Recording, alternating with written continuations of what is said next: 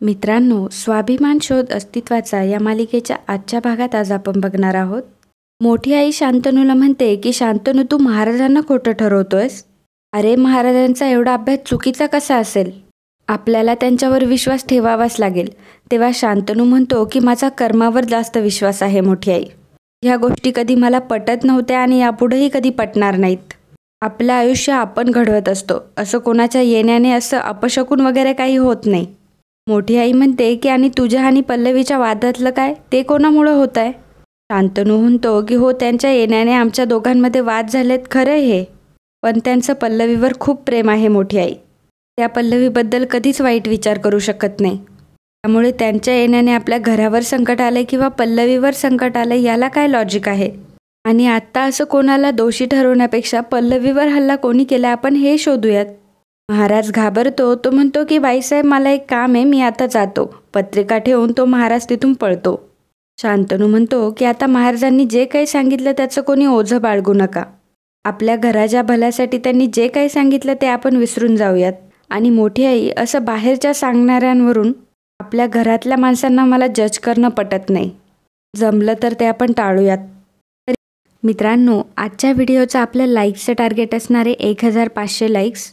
जर तुम्हाला आजचा हा व्हिडिओ आवडला असेल तर नक्कीच लाईक करा आणि कमेंट देखील करा. धन्यवाद. इकडे आदिती मॅम त्यांच्या रूममध्ये येतात. शांतनू आणि त्यांचा फोटो घेतात आणि म्हणतात की शांतनू, आज तू पुन्हा तुझ्या आईची बाजू घेतलीस. कुणीही न सांगता तुझ्या आईमुळेच सगळं वाईट घडतंय, हे सगळे आरोप तू धुडकून लावलेस. तिच्या बाजूने तू लढलास. खूप समाधान वाटते. तितक्यात पल्लवी आणि प्रभाकर सर देखील तिथे येतात. पल्लवी म्हणते की आई, लवकरच तुम्ही हे सर्व थेट शांतनूंशी बोलू शकाल. आदिती मॅम म्हणतात की पल्लवी, हे केवळ तुझ्या आणि तुझ्यामुळं शक्य झालं आहे. Thank you so much.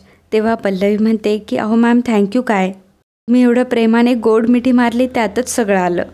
आणि आजवर तुम्ही किती काय केलं माझ्यासाठी, त्याचे ऋण मी कधीच फेडू शकत नाही.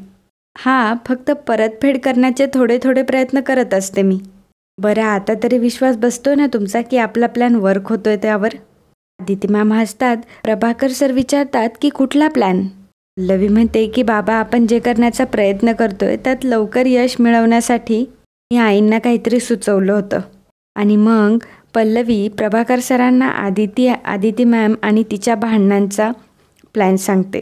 पल्लवी म्हणते की एक लक्षात येते का तुमच्या, आत्ता मागे जे घडलं त्याबद्दल आपल्या दोघींनाही कल्पना नव्हती, पण तरीही शांतनूंनी तुमची बाजू घेतली. प्रभाकर सर म्हणतात की काय कमाल आहे ना, ही घरात आली म्हणून सगळ्यांवर किती चिडला होता शांतनू, आणि तोच मुलगा आज सगळ्यांसमोर कबूल करतोय की हिच्यामुळे काहीच संकट येत नाही आहे, आणि तेही वहिनींसमोर. तेव्हा पल्लवी म्हणते की आता तरी माझं म्हणणं पटतंय का? आदिती मॅम म्हणतात की आधी पटलं नव्हतं, पण आता पटतंय हळूहळू. तू खूप पुढचा विचार करतेस Pallavi. I am proud of you. Prabhakar sir म्हणतात की आता मला कळेल का पुढची स्ट्रॅटेजी काय? पल्लवी म्हणते की हो, सांगते. मोठी आई इकडे खूप चिडचिड करत असते आणि मोठे काका निश्चिंत बसलेले असतात. मोठी आई म्हणते की अहो, काय चाललंय तुमचं? इथे माझं चित्त थाऱ्यावर नाही, घास कशाखाली उतरत नाही माझ्या, आणि तुम्हाला हे काम सुचतं तरी कसं? तुम्हाला काहीच वाटत नाही माझ्याबद्दल? मोठे काका म्हणतात की वाटतं ना, रोज स्वतःच्या पायावर नवीन कुऱ्हाड मारून घेतेयस. तर दुसरं कोणी सांगायलाच नको, कारण दुसऱ्याचं तर तू ऐकूनच घेत नाही. तुझीच मर्जी, तुझंच राज्य, मग कर तुला हवं काय ते. आणि तुला हवंय तेच तुला जर करायचं असेल तर नंतर मला सल्ला तरी कशाला विचारते? मोठी आई म्हणते की म्हणजे तुम्ही आता मला काही मदत नाही करणार का? मी एकटीनेच सगळं निभवायचं का? मोठे काका म्हणतात की मी तुला मदत करेल, पण एका अटीवर, जर तू सगळं योग्य मार्गाने करणार असशील तर, आणि सगळ्या गोष्टींची जर मला आधीच कल्पना देणार असशील तर. तेव्हा मोठे काका म्हणतात की काय आहे हे? कोण तो ज्योतिषी, त्याला हाताशी धरून त्या आदितीवर नको ते आरोप करतेस? आज पण तुझा डाव फसलाच ना. अगं सुपर्णा, तुझ्या लक्षात कसं नाही येते, त्या आदितीवर तू उघड उघड आरोप केले. शांतनूचा तुझ्यावर जो विश्वास आहे ना, तो देखील उडेल. तुझ्याबद्दल त्याच्या मनात संशय निर्माण होईल. कोण कुठली ती बाई, तिला पैसे देऊन तू आदितीला खुनी ठरवण्याचा प्रयत्न केलास. त्या अंगाशी येता येता वाचले आणि आता हे पुन्हा नवीन. अगं, मध्ये जरा तरी श्वास घे. तेव्हा मोठी आई म्हणते की हो, आहे मी वाईट. मला सगळा दोष मलाच द्या. मोठे काका म्हणतात की देणारच. आती घाई संकटात नाही, हे कधी कळणार आहे तुला? शांतनू जर आपल्या विरोधात गेला तर आपल्याला किती महागात पडेल याचा एकदा तरी विचार कर. तो वकील तुझ्यामुळं पळून गेला. प्रॉपर्टी नावावर करून घेण्याचं काम तर अजून भिजतच पडलंय. शांतनू जर फिरला ना तर सगळ्या प्रॉपर्टीवर पाणी सोडावं लागेल आपल्याला. त्याचं आपल्याबद्दलचं जे चांगलं मत आहे ते तसंच राहायला पाहिजे. तो आपल्या उपकाराच्या मायेच्या ओझ्यांखाली दबून राहायला पाहिजे. तरच ही प्रॉपर्टी त्याच्या ताब्यातून आपण घेऊ शकतो. पटतंय की नाही तुला? मोठी आई म्हणते की पटतंय हो, सगळं पटतंय. पण घरात अशा काही गोष्टी घडतात की त्याने माझं चित्तच थाऱ्यावर नाही आहे. आजपर्यंत या घरात मी म्हणेल तीच पूर्व दिशा होती. पण आता प्रत्येक गोष्टीत मला माघार घ्यावी लागते. या आदिती आणि पल्लवी रोज शांतनूला स्वतःच्या बाजूने वळवण्याचा प्रयत्न करतात आणि तो सुद्धा हल्ली त्यांची उघडपणे बाजू घेतोय. नाही, मला तर हे सहनच होत नाही. तो ज्योतिषी बाहेरचा आहे. मला वाटलं की त्याने सांगितलेली बाजू शांतनूला पटेल म्हणून मी एवढं सगळं केलं. तेव्हा मोठे काका म्हणतात की सुपर्णा, तू शांतनूला लहानपणापासून ओळखतेस. त्याचा ज्योतिषावर विश्वास बसणार नाही हे तुला कळायला पाहिजे होतं. बघ, या हल्ला प्रकरणातून आपण सुखरूप कसे बाहेर पडू याचा आपण आधी विचार करू. बाकीचं काय ते नंतर बघू. तर इकडे शांतनू त्या ज्योतिषाबद्दल घडलेला प्रकार त्याचाच विचार करत असतो. शांतनू खूप अस्वस्थ असतो. तो म्हणतो की मोठी आई अशी का वागते? कुणी काहीही सांगेल, पण त्याचं किती ऐकायचे हे आपण ठरवायला हवं ना. असं कुणालाही ब्लेम करून काय उपयोग आहे. तेवढ्यात पल्लवी तिथे येते.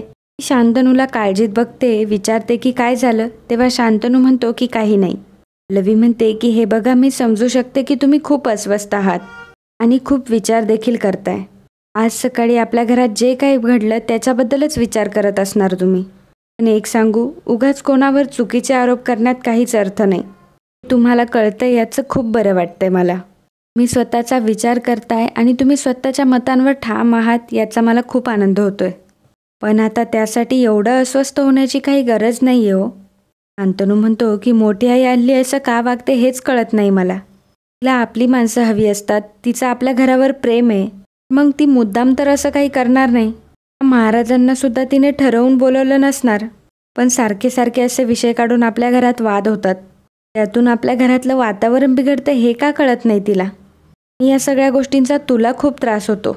आणि पल्लवी, तुला कुठल्या गोष्टीचा त्रास झालेला मला अजिबात चालणार नाही आता. पल्लवी म्हणते की शांतनू किती काळजी करताय माझी आणि किती विचार करताय माझा. शांतनू म्हणतो की डॉक्टर आदिती सूर्यवंशीवरचा माझा राग अजून गेला नाहीये. माझ्याशी जे वागला ते मी कधीच विसरणार नाही. आता या क्षणी तू आणि मला तुझी हेल्थ खूप जास्त महत्त्वाची वाटते. तुझी जखम अजून पूर्ण बरी झाली नाही, त्यामुळे तुझी अजून काळजी घ्यायला हवी. आणि या सगळ्यामध्ये तुझ्यावर हल्ला कोणी केला हेही कळत नाहीये. मग ह्या सिच्युएशनमध्ये घरात वाद व्हायला नको आहेत. पल्लवी म्हणते की शांतनू, तुम्ही माझी एवढी काळजी घेताय, माझी सेवा करताय म्हणून मी लवकर बरी होते. शांतनू म्हणतो की तुम्हाला ठणठणीत बरी व्हायला हवी, अगदी पहिल्यासारखी. आणि मोठ्या आईला पण हे कळायला हवं की आत्ता या घरात वाद नकोय. त्यामुळे तुझी रिकव्हरी फास्ट होईल. पल्लवी, एका अर्थाने हे बरंच झालं. तू जेव्हा माझ्यापासून लांब गेलीस तेव्हाच तुझं असणं माझ्यासाठी किती महत्त्वाचं हे कळलं मला. तू माझ्या आयुष्यातली सगळ्यात महत्त्वाची व्यक्ती आहेस. हे ऐकून पल्लवीच्या डोळ्यात पाणी येतं आणि ती शांतनूला घट्ट मिठी मारते. मनात विचार करते, शांतनू, तुमच्यासाठी आणि आपल्या घरासाठी मी जे काही करते त्याला खूप छान प्रतिसाद देताय तुम्ही. तुमचं प्रत्येक पाऊल त्या दिशेने पडतंय. तुमच्या आणि माझ्या प्रयत्नांना लवकर यश येईल असा विश्वास वाटतोय मला. तर इकडे पूजेची तयारी चालू असते. विभावरी आणि मेघना पूजेची तयारी करत असतात आणि मोठी आई त्यांना सूचना करत असते. एवढ्यातच प्रभाकर आणि आदिती मॅम तिथे येतात. तेव्हा मोठी आई म्हणते की बरं झालं भाऊजी तुम्ही आला. पूजेची तयारी चालू आहे, तर पटपट आवरून घ्या सगळ्यांनी. तेवढ्यात शांतनू आणि पल्लवीही तिथे येतात. ही आई म्हणते की पल्लवीला बरं वाटू दे आणि यापुढे सगळं चांगलं होऊ दे यासाठी मी पूजा करेन असं म्हटलं होतं. त्याचीच ही तयारी चालली आहे. भाकर सर म्हणतात की पण वहिनी एवढी घाई का करताय तुम्ही? पूजेसाठी एवढी घाई करायची काहीच गरज नव्हती. मोठी आई म्हणते की धावपळीचं काय घेऊन बसला. माझ्या पल्लवीसाठी आणि शांतनूसाठी मी काहीही करायला तयार आहे. आणि देवाची आराधना केलेली चांगलीच असते की. आणि घरात पूजा असली तर वातावरण किती शुभ असतं. भाऊजी तुम्ही बघा काय राहिलंय का आणि लवकर आवरून या. विभावरी म्हणते. गीता आणि ज्योती तयार झाल्यात की नाही बघून आले मी. मोठी आई म्हणते की मी तर आज देवाला प्रार्थनाच करणार आहे. ज्याने कोणी पल्लवीवर हल्ला केला ना तो लवकरात लवकर सापडू दे. आलेच मी असं म्हणून मोठी आई तिच्या रूममध्ये जाते. तर पाठोपाठ आदिती मॅम देखील जातात. आदिती मॅम मोठ्या आईचा हात धरतात आणि म्हणतात की काय नाटकं चाललेत वहिनी? कसला हा उत्साह आहे? तेवढ्यात पल्लवीही तिथे आलेली असते. मोठी आई म्हणते की नाटकं कसली? सांगितलं होतं ना की शांतनूच्या भल्यासाठी मी पूजा करणार आहे म्हणून. आदिती मॅम म्हणतात की वा वा, म्हणजे ज्यांनी संकट आणलं त्यांनीच संकट टाळण्यासाठी पूजा घातली आहे. आता ह्याला काय म्हणायचं. तुमची ही कारस्थानं मी चांगलीच ओळखून आहे वहिनी. ही सोंगडोंगा आहेत ना ती घरच्यांना दाखवायची, मला नाही. तेवढ्यात पल्लवी म्हणते की आई तुम्ही वाद का घालता एवढा. तेव्हा आदिती मॅम म्हणतात की अगं यांच्या ढोंगीपणाचा मला वीट आलाय ग. घरात मोठी भक्तिभावाने पूजा घालताय आणि खोटी काळजी दाखवताय. पल्लवी म्हणते की आई पुरे झालं आता, त्यांनी घरात पूजाच ठेवली आहे ना, मग चुकीचं काय आहे त्यात. पल्लवी इशारा करून आदिती मॅमला खुणवते. आदिती मॅमला समजतं. आदिती मॅम म्हणतात की तुला यात काहीच चुकीचं दिसत नाही. त्यात तुझ्याशी कसं वागलं तू विसरलीस. पल्लवी म्हणते की हे बघा, माझा संसार माझ्यासाठी जास्त महत्त्वाचा आहे. त्याच्यासाठी जर घरात काही मंगल कार्य घडणार असेल तर त्याची मला काहीच हरकत नाही. आणि जुने वाद किती वेळा उकरत बसू मी. आता फक्त माझी एवढीच इच्छा आहे की या पूजेत कुठलंही विघ्न येता कामा नये. आदिती मॅम म्हणतात की काय बोलतेस, तुला कळतंय का, यांनी तुला किती त्रास दिला विसरलीस का. तेव्हा पल्लवी म्हणते आता लक्षात ठेवून तरी मी काय करू. लिहे मी आता, बाद झालं. हे संघर्ष, भांडणं, आरोप सगळ्याचा खूप त्रास झालाय सगळ्यांना. आणि सारखं सारखं हेच विषय काढून मला माझं आयुष्य बर्बाद करून नाही घ्यायचंय. तर आत्ता कुठं नशिबानं मी आणि शांतनू पुन्हा एकत्र आलोय. पुन्हा मोठ्या आईच्या विरोधात गेले तर शांतनू माझ्यापासून दूर होतील.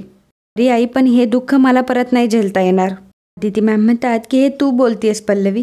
पल्लवी म्हणते की हो मी बोलते, कारण यापुढे मला घरात फक्त शांतता हवी आहे. आणि घरात फक्त पूजा ठेवली त्यांनी, त्यात काय चुकीचं आहे. फक्त विरोध करायचा म्हणून काही करणं योग्य नाही वाटत मला. यापुढे घरातल्या सर्वांना सुखशांती मिळावी एवढीच माझी इच्छा आहे. आदिती मॅम म्हणतात की कमाल झाली तुझी, कोणावरचाही अन्याय सहन करायची नाही अशी तुझी तत्त्व होती ना. कॉलेजमध्ये तर भांडायची ना सगळ्यांशी आणि आता स्वतःच अन्याय सहन करते. पल्लवी म्हणते की हे बघा, यापुढे शांतनू, माझा संसार, घरातली नाती हे माझ्यासाठी जास्त महत्त्वाचं आहे. आदिती मॅम म्हणतात की मग तू त्यासाठी यांची बाजू घेशील आणि माझ्याशी भांडशील. तुझी लक्षणं काय मला ठीक दिसत नाही, बदलत चालली आहेस पल्लवी तू. पल्लवी म्हणते की माझा संसार वाचवण्यासाठी मी काहीही करेल. आणि आमच्या संसारासाठी कुणी जर पूजा ठेवत असेल तर त्यात काहीच चुकीचं वाटत नाही मला. मोठी आई मनात विचार करते की आज काय झालं हिला, चक्क माझी बाजू घेऊन आदितीशी भांडतेय. चांगलंच आहे, आता माझं काम आणखी सोपं होईल. पल्लवी मनात विचार करते की आमचं भांडण बघून तर तुम्हाला गुदगुल्याच होत असतील. होऊ देत, मी जे जाळे टाकले त्यात हळूहळू तुम्ही अडकत चाललाय. एकदा पूर्णपणे अडकल्यावर मी काय करते ते बघाच. आणि आजचा भाग इथंच संपतो. पुढील भागात आपल्याला पाहायला मिळणार आहे मोठी आई प्रसादाच्या पातेल्यात पाल टाकते आणि स्वतःच ओरडते की ह्या प्रसादाच्या पातेल्यात पाल आहे आणि असं म्हणून सगळ्या घराला गोळा करते. ती आदिती मॅमला म्हणते की घरात काही चांगलं होत असलं आणि विघ्न आणल्याशिवाय तुला जमत नाही का ग आदिती. पल्लवी आदिती मॅमला म्हणते की तुमच्या एका चुकीमुळे सगळा प्रसाद वाया गेलाय. शांतनू म्हणतो की मी स्वतः बघितलं की किती मनापासून बनवत होत्या त्या शिरा. की प्रसादाचा शिरा कोणाला वाया घालवावा असं का वाटेल. प्रकारे शांतनू आदिती मॅमची बाजू घेत असतो. बघून मोठ्या आईचं तोंड मात्र चांगलंच वाकडं होतं.